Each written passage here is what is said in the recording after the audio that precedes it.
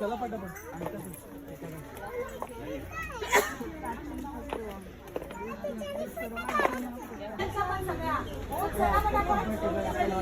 वर्षापूर्वी चिपळूण येथे झालेल्या पहिल्या कोकण मराठी साहित्य संमेलनामध्ये या कवितेला कोकणाची प्रातिनिधिक कविता म्हणून स्वीकारण्यात आली. या कवितेत कवींनी कोकणच्या निसर्ग सौंदर्यात सुंदर असे वर्णन केले.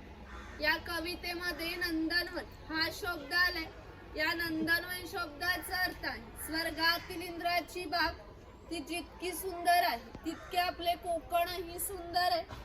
ही गुहा काळाचे प्रतीक आहे. गुहेच्या अलीकडे आहे वर्तमान काळ. गुहेच्या पलीकडे 500 वर्षापूर्वीचा भूतकाळ. इथून पुढे पाहणारा 500 वर्षापूर्वी कोकणी माणसं कशी राहत होती, त्यांची समाज रचना, ग्राम रचना, खाद्य संस्कृती, परंपरा कशा होत्या, गुहेतून येताना वाकून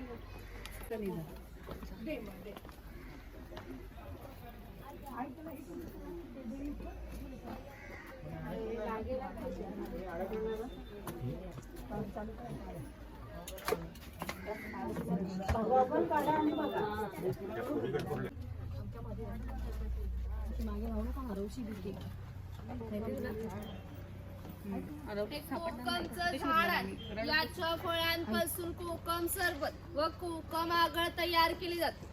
त्यांच्या बियांपासून तेल तयार केले जाते व त्याचा उपयोग कैलास जीवन सारख्या क्रीम मध्ये केला जातो. इकडे अजगराचा स्टॅच्यू दाखवला. दान केलेली कोणतीही गोष्ट आपण स्वतःसाठी वापरत नाही, परंतु त्यांना राहण्यासाठी भूमी आवश्यक होती. आपण ज्या ठिकाणी उभे आहोत त्या ठिकाणी हजारो वर्षापूर्वी समुद्र होता. त्याच्याशी त्यांनी युद्ध केले व त्याला 40 ते 50 किलोमीटर पाठीमागे ढकलले व या सुंदर कोकण प्रदेशाची निर्मिती केली. म्हणून या कोकण प्रदेशाला परशुरामांची भूमी असेही म्हणतात.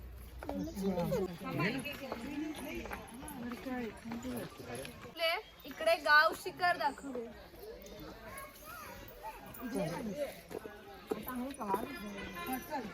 आमच्या गावाला साठवण्यासाठी व गरम मसाल्याच्या पदार्थांमध्येही केला जातो.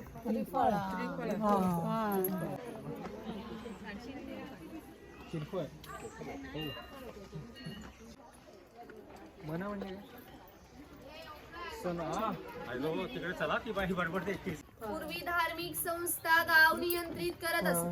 गावातील गावकरी एकत्र येत असत. गावातील 2 व्यक्तींची भांडणे झाली तर सगळा गाव एकत्र येऊन गाव प्रमुख त्यांच्या समोर न्यायदान करत असत. आणखीन एक महत्वाचं वैशिष्ट्य म्हणजे जगभर अशी प्रथा आहे की प्रत्येक जाती धर्माचे लोक आपापल्या देवांकडे जातात आणि देवाचे दर्शन घेतात. आपण कोकणी माणसं सुद्धा वर्षभर देवळात जाऊन देवाचे दर्शन घेतो. पण ज्यावेळी आपल्याकडे शिमग्याचा सण येतो तेव्हा हा देव या पालखीमध्ये बसतो. प्रत्येकाच्या घरोघरी नेला जातो. म्हणजेच कोकणी माणूस आणि देव यांचं नाते इतक्या जवळचं आहे की आमचे एकमेकांकडे जाणे येणं असतं. या देवीचं नाव आहे वाघजाई. हे नाव जाणीवपूर्वक ठेवलंय. असं म्हणतात की ज्या निसर्गात वाघ आहे तो निसर्ग समृद्ध असतो. 500 वर्षापूर्वीचा निसर्ग समृद्ध होता. त्याला आमच्या भावविश्वामध्ये देवत्वाचं स्थान आहे. आम्ही कोकणी माणसं वड, पिंपळ, साप, नाग यांची पूजा करतो. म्हणजेच आम्ही निसर्ग पूजक माणसे आहोत. म्हणून आमच्या देवीचं नाव प्रत्यक्ष निसर्गाशी संबंधित असंच ठेवलंय वाघजाई. जेव्हा देवळामध्ये जातो तेव्हा देवाकडे प्रार्थना करतो, त्याला गाराणं असं म्हणतात. तुम्ही सुद्धा ऐकणार आहात का गाराणं? हात जोडून उभे. आई वाघजाई महाकाली महासरस्वती प्रमुख पंचायतन बरामदेव महाराजा. आज वय प्राचीन कोकण भागाला लांब लांब पर्यटक आलेले आहेत. तर आपली सगळी पोरा टोरा बाया माणसं म्हातारे कोतारे सगळे तुझ्या पायाशी दर्शन घ्यायला आलेले आहेत. तर कोणाची ढोपरा कोपरा दुखत असती, कोणाला डायबिटीज झालेला असेल, कोणाची बायपास झालेली असेल, तर आता मी काय तुला सगळं सांगित राहत नाही आहे. पण जी काय तिच्या मागं इडापिडा असेल, वाकडा तिकडा असेल तर सगळं दूर कर रे महाराजा. ह्याच्यावर कुणी कमी केला नसेल, कुणी काठी केला नसेल, कुणी देव घातला नसेल, तर तू शिमेचा रखवाली आहेस. तर सगळ्या शिमेचा भाग जिंकून टाक आणि तिथं आलेल्या पंचविघ्याला घातला लाव. ह्यांची कोणला पोरगी भेटत नसेल, कोणला पोरगा भेटत नसेल, कोण लग्नाचं अडकलेलं असतील आणि ज्यांची लग्न झालेली आहेत त्यांना चांगली पोराटोरा होऊ दे आणि त्या पोराटोरांचं लय डिग्री पर्यंत शिक्षण होऊ दे महाराजा. भया शिक्षण झालेल्या पोरांना मनासारखी नोकरी भेटू दे आणि जर का साहेबान गौरी गणपती हरी राजा द्याला नाही तर त्या साहेबाचं काय करायचं तर तुला ठाव हाय रे महाराजा. जुनं कोकण बागी आलेलं आहे तसं प्रत्येकाचं आपापलं गाव असेल, गावात घरदार असेल, जमीन जुमला झाडामाडा असतील, गावाकडे म्हातारी कोतारी माणसं असतील, ती सगळी ह्यांचीकडे वाटेला डोला लांब बसलेली असतील. या सगळ्यांना भेटायला जायची ह्यांना बुद्धी दे रे महाराजा. या सगळ्यांच्या वती नारळ लेम तुला गाळानं घालतावाय. त्या नारळ लेमचा सोन्याचा गोला मानून ही जी काय माणसं स्वतःच्या गाडीने आलेली असतील, कोण रेल्वेने आलेलं असेल, कोण एसटीने आलेलं असेल, त्या सगळ्यांना आपापल्या घरात सुखरूप पोचव रे महाराजा. सगळ्यांच्या कामाधंद्यात गुराढोरात बरकत दे आणि पुढच्या वर्षी पण होय पर्यटक तुझ्या चरणी येतील तशी त्यांच्या पायात ताकद दे, बुद्धी दे आणि त्यांची रखवाली कर रे महाराजा. अरे हुरा रे हुरा आणि आमच्या वाघजाय मातेचा सोन्याचा तुरा रे. असतील तर त्यांचा आवाज 1 ते 2 किलोमीटर पर्यंत जात असे. पूर्वी त्यांचा उपयोग धार्मिक कार्य व संदेशवनात केला जात असे. कोकणवासीयांची श्रद्धा आहे की हा देव त्यांच्यावर नियंत्रण ठेवतो. शिमग्याच्या वेळी या देवाला गाराणे घातले जातात, तसेच पशुबळी सुद्धा दिले जातात. इकडे वीरगळ दाखवले, वीर प्राप्ती लोकांचे प्रतीक चिन्ह. इकडे कडक लक्ष्मी दाखवले, पुत्राज लोक आपल्या अंगावर चापकाने फटके मारून घेतात, ते इकडे दाखवले. ही समाज आहे, कोळी समाजाची लोक समुद्राच्या इतकी जवळ राहतात की समुद्राच्या वरतीचे पाणी त्यांच्या घरा लागून जाते. एवढी छोटी उडी घेऊन हे लोक 8 ते 10 तास खोलवर समुद्रामध्ये मासेमारी करतात. कधी कधी समुद्राच्या उसळणाऱ्या लाटा ह्या त्यांच्या होडीपेक्षा मोठ्या असतात, तरी हे लोक कुशलतेने होडी वल्लवतात व पहाटेच्या वेळी घरी परत येतात. हा नाभिक आहे. पूर्वी कोकणामध्ये 12 बलुतेदार पद्धत अस्तित्वात होती. म्हणजेच नाभिक, सुतार, चर्मकार, कासा हे लोकांना घरोघरी जाऊन सेवा पुरवत असत. त्या बदल्यात त्यांना पैसे नव्हे तर केवळ धान्य मिळेल. म्हणजेच एका नाभिकाला एका कुटुंबातील पुरुषाचे घरी जाऊन केस दाढी करण्यासाठी वर्षभरासाठी 4 पैसे म्हणजे आताचे 8 किलो धान्य मिळत असे. एवढा अल्प मोबदल्यात ही लोक समाजाची सेवा करत असत. आमच्या नाभिकाविषयी आणखी थोडं मजेशीर वर्णन आमच्या लोकसाहित्यामध्ये आढळतं. असं म्हणतात की गावातील प्रत्येक गोष्ट ही नाभिकाला माहीत असते आणि नाभिकाला माहीत असलेली प्रत्येक गोष्ट ही गावभर होते. आता तुम्ही आलात ही गोष्ट ज्या अर्थी आमच्या नाभिकाला समजली त्या अर्थी संपूर्ण गावाला समजली. आमचं सगळं गाव तुमच्या स्वागतासाठी उत्सुक आहे. प्रथेप्रमाणे आपण आधी खोतांच्या घरी जाऊ.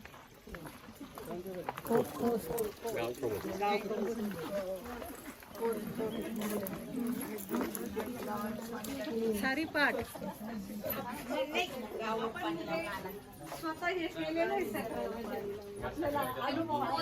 राजाच्या गावातील थेट प्रतिनिधी म्हणजे धार्मिक व राजकीय पहिला मान हा खोतांचा असेल. खोत हा गावचा प्रमुख असेल. गावात नैदनकडे महसूल गोळा करून कायदा व सुव्यवस्था सांभाळणे इत्यादी कामे खोतांची असत. ही खोतांची बायको आहे. पूर्वी कोकणी स्त्रिया सुंदरी होत्या आणि शूरही होत्या, परंतु त्यांना स्वातंत्र्य नव्हते. माझ घरचा उंबरठा हीच त्यांच्यासाठी मर्यादा होती. ही खोतांची 2 मुले आहेत. ती आपला परंपरागत खेळ सुंगट्या खेळत आहेत. हाच खेळ महाभारतामध्ये धर्मराज आणि दुर्योधन यांच्यामध्ये देव या नावाने खेळला गेला. खोत ज्या उंचवट्यावर बसली त्याला ओटी असे म्हणतात. गावातील मान्यवरांनी ओटीला बसायचे. ही समोर आहे ती पडवी. सर्वसामान्यांनी पडवीला बसायचे. खोतांच्या उजव्या बाजूला देवघर, डाव्या बाजूला स्वयंपाकघर, मागच्या बाजूला माझघर म्हणजेच पूर्वीची वेळ. घराचे छप्पर पहा, वरती छोटे छप्पर मध्ये घ्या, त्याखाली मोठे छप्पर. कारण कोकणामध्ये उष्णता फार असते, घरातील उष्ण हवा सतत या गॅप मधून बाहेर पडते. आंघोळ करताना पूर्वी त्याचं घर जसं असायचं अगदी तसंच घर इथे उभारला आहे. ही शेतकऱ्याची बायको आहे, ती शेतकऱ्याची मुलगी आहे. तो पाळणा शेतकऱ्याच्या घरात कायमस्वरूपी टांगून ठेवला, पण शेतकऱ्याकडे दरवर्षी पाळणा हलत असे. म्हणजेच प्रत्येक शेतकऱ्याला 8 ते 10 मुलं असत. पूर्वीच्या काळी एकत्र कुटुंब पद्धत अस्तित्वात होती. हे उचल आहे, याचा उपयोग पूर्वी कपडे सुकत घालण्यासाठी केला जात असे. तिकडे गौरी गणपतीचा सण दाखवलाय. ती शेणाने सरळ टोपली, तिला कोकणी भाषेमध्ये कणगी असं म्हणतात. तिचा वापर धान्य साठवण्यासाठी केला जातो.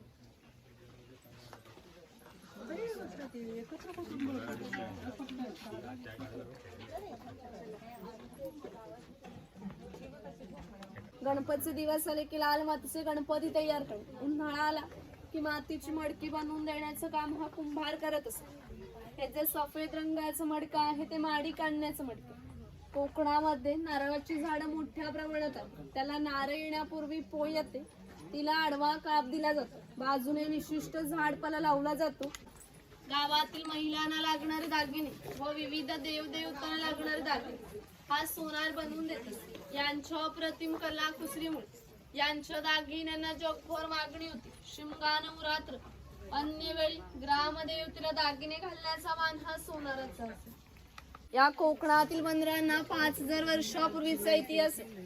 या बंदरांमधून निर्यात होणाऱ्या वस्तूंमध्ये हस्तकौशल्याच्या वस्तू, हस्तिदंती वस्तू, तलम कापड, शंख, शिंपले इत्यादींची निर्यात हा वाणी करत असते. त्याचे काम शेतकऱ्याला लागणारी लाकडी वगैरे बनवून देणे. हा सुतार सावंतवाडीचे. सावंतवाडी लोकांचे लाकडावरील कोरीवकाम जगप्रसिद्ध. त्यांच्या काही हस्तकौशल्याच्या वस्तू तुम्हाला आमच्या हस्तकला विक्री केंद्रात पाहायला मिळतील. इथे दरवेळी दाखवले अस्वराचा खेळ करणार आणि इकडे गारुडी दाखवलाय सापाचा खेळ करणार.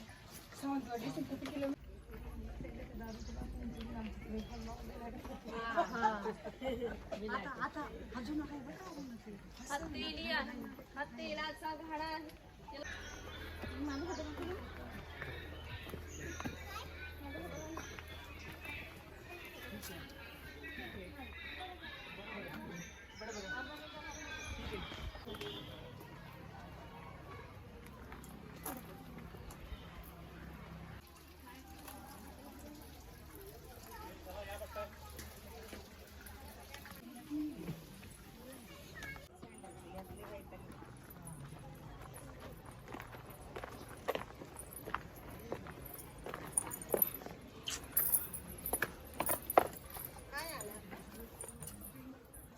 मार्लेश्वरची पिंड आहे.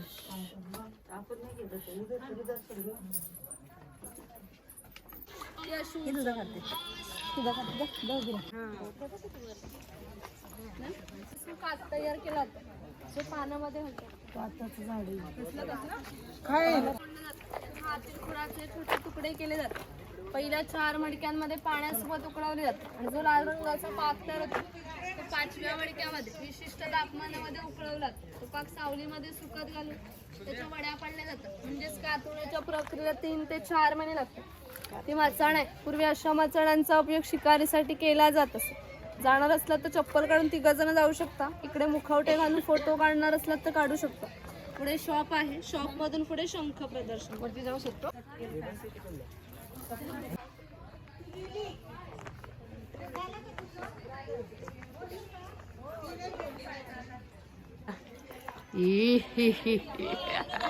हास ना एकदा. आता कसं हसणार दिसे? आवाज तर येईल. रावण आहे रावण. आता हनुमानाच्या वाघ वाघ डरकाळी बोर डरकाळी बोर्ड. आता आता घोडा आहे. घोडा असा होता. घोडा आहे का मी गाडव? आता कर. आता ते काय सिंह आहे. आता बघ तुकशील. हनुमान राहिला. जय श्रीराम. जय श्रीराम. आता नेक्स्ट मध्ये जा. हा. जय श्रीराम. जय श्रीराम. वागे. डरकाळी फोडायची आहे. Yes boss. कशी फोडवतात? अशी आली. डरकाळी नाही येते ती ताई. याच्यात जाता कोड्याच्यात.